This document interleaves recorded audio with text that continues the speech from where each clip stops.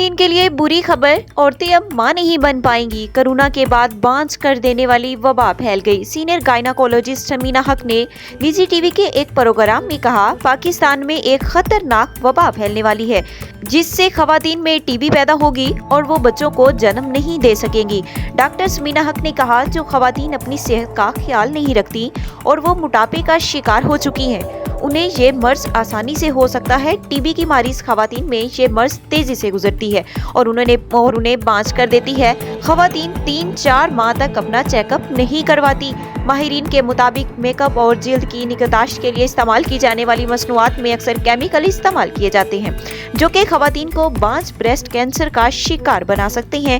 جو خواتین پھلوں سے دور رہتی ہیں یا بہت کم کھاتی ہیں، ان میں بانجھ پن کا امکان 50% تک بڑھ جاتا ہے۔ جو خواتین فاسٹ فوڈ کی شوقین ہوتی ہیں یا ہفتے میں 4 دفعہ یا اس سے زیادہ بار کھاتی ہیں، ان میں بانجھ پن کا خطرہ 8 سے 16% تک بڑھ جاتا ہے۔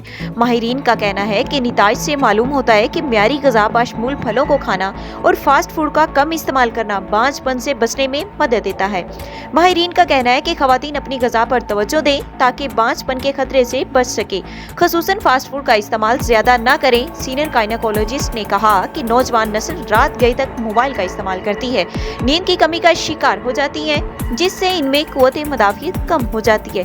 کئی خواتین اپنی صحت کا خیال نہیں رکھتی جس سے انہیں طرح طرح کی بیماریاں ہو جاتی ہیں، وہ طرح طرح کی بیماریوں کو آسانی سے شکار ہو جاتی ہیں۔ اگر خواتین اپنی صحت کا خیال رکھیں تو ان میں قوت مدافعت زیادہ ہو جائے گی اور وہ ایسی وباؤں سے خود کو محفوظ رکھ سکتی ہیں۔